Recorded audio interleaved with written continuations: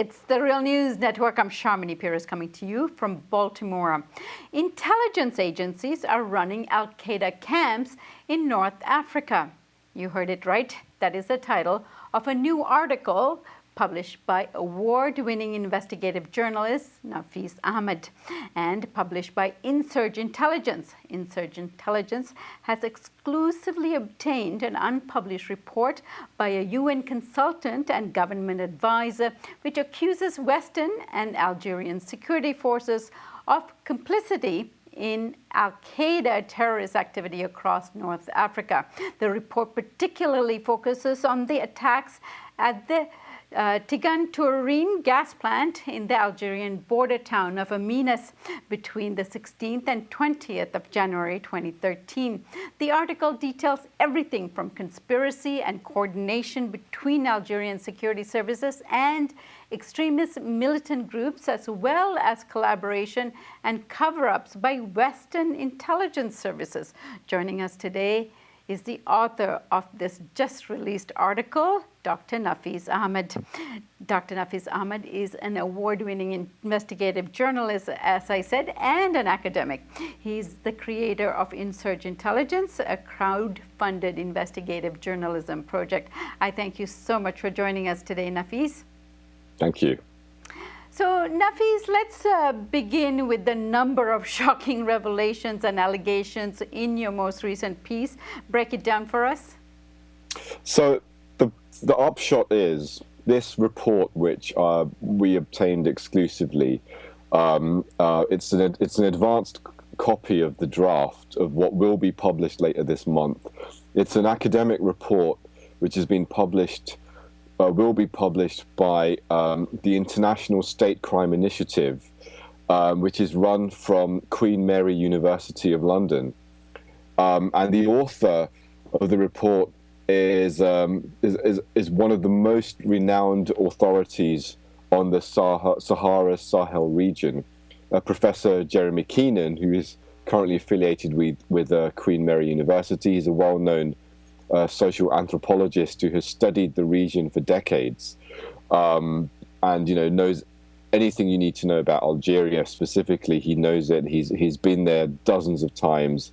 He has intimate contacts in the region, and this report, which he's put together, goes over new evidence relating to specifically the terrorist attack which occurred in January 2013. On an international gas plant that was run by a number of gas companies, energy companies, namely British Petroleum, Norway's Statoil, and an Algerian state-owned oil company.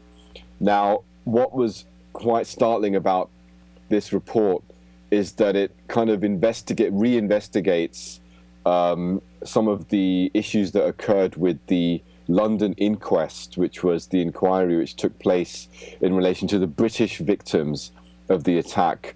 The official inquiry here that was essentially a government inquiry, and really showed that inquiry deliberately excluded a lot of critical information. And when a lot of this public record information is brought in, including some information which isn't so much in the public record, but which will be in the public record in detail as a result of this report, what we find is that actually the narrative that Western governments have put forward about what's happening in the region in relation to al-Qaeda doesn't actually make sense. In fact, what Jeremy Keenan has shown, startlingly, is that the attack that occurred in 2013 was actually orchestrated by the Algerian Intelligence Services, and that this was done because at the time there were concerns within the Algerian government about their relationship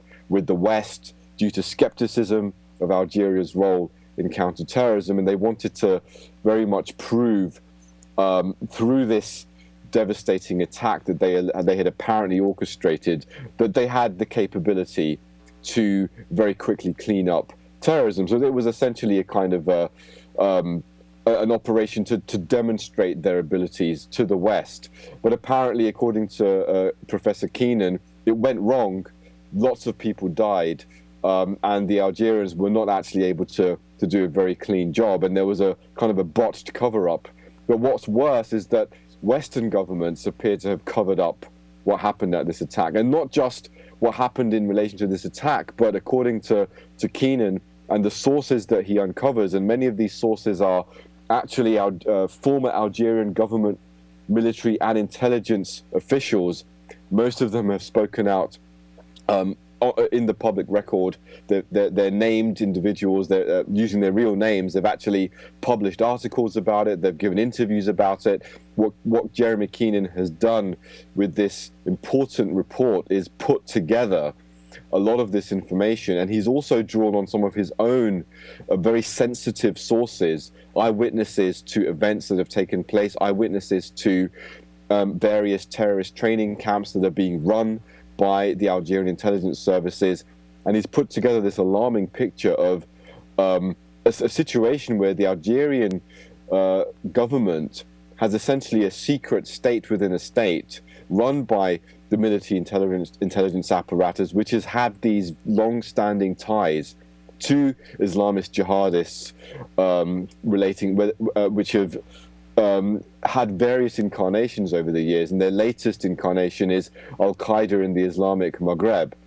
And what he shows is that many of the leaders of this terrorist group have had and still have connections to the Algerian military intelligence, and he actually names names.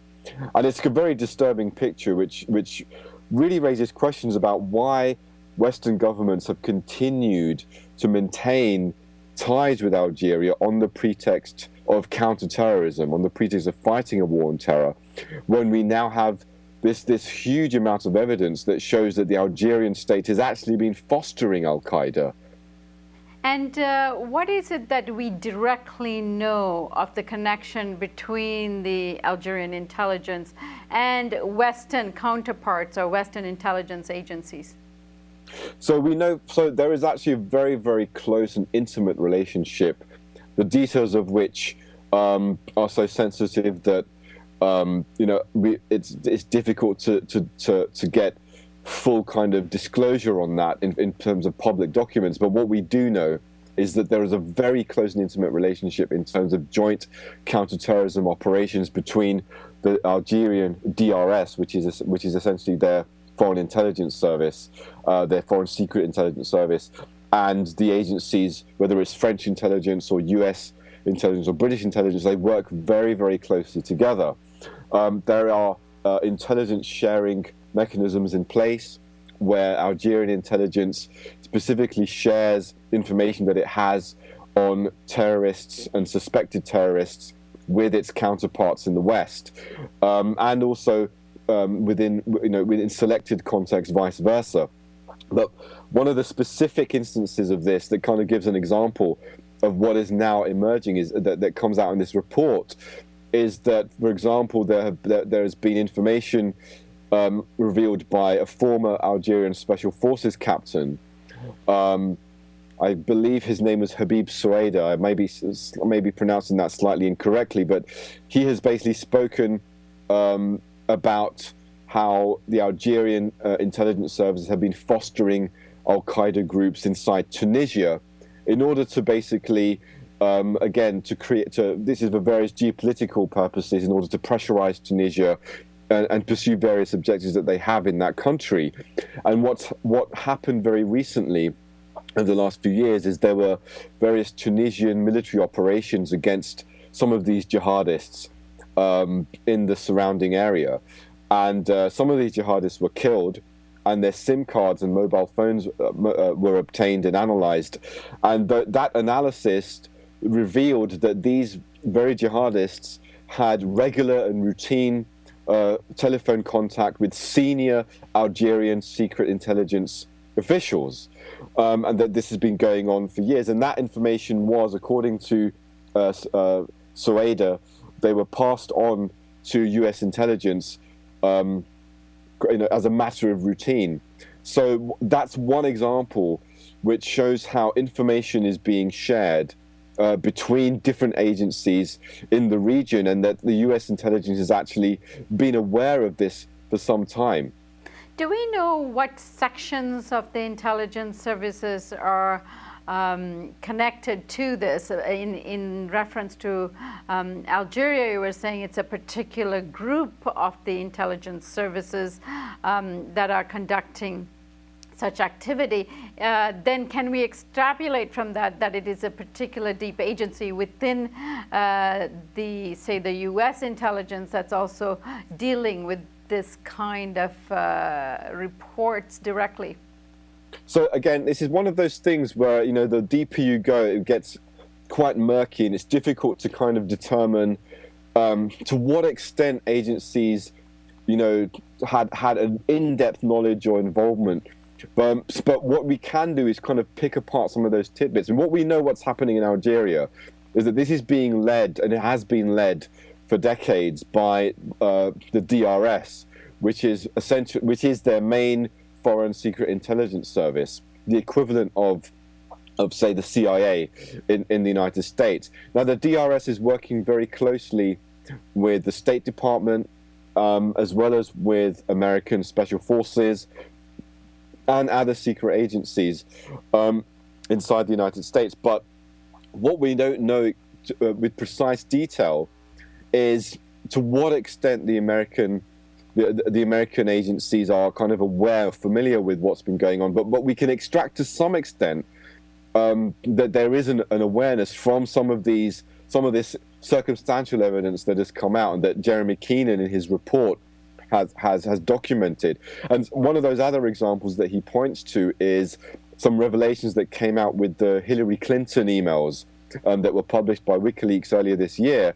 And amongst those emails were several emails from her aide, Sidney Blumenthal, which basically reveals that, I mean, Sidney Blumenthal basically sends several emails to Clinton in 2013, which is around the same time as the gas plant terrorist attack.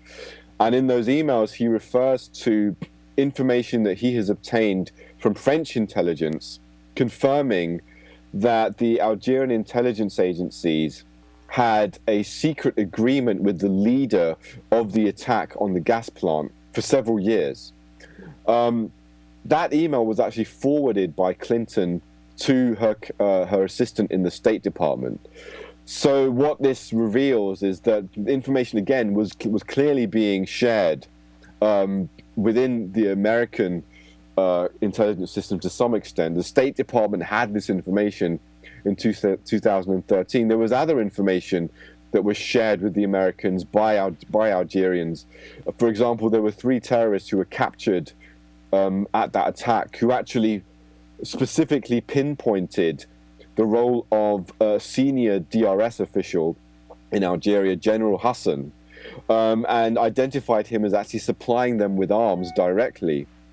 Now, that information, again, was actually those terrorists were actually the FBI was able to interview them, and I think that was before July 2013. So there was a lot of this information going on, and that was because information sharing going. That was because although the DRS was kind of leading this kind of operation, this very secretive operation of liaising with these terrorist groups, the Algerian army and the Algerian civilian state, although there were elements of them which were involved in this, by and large, it seems to be that they were not entirely aware of what the DRS was doing, and in fact they had they had intimations of what the DRS was doing, but not the details. So that was why there was efforts by parts of the army and parts of the Syrian government to actually pass on this information. We're going to continue our discussion with Nafeez Ahmed. Please stay tuned for segment 2.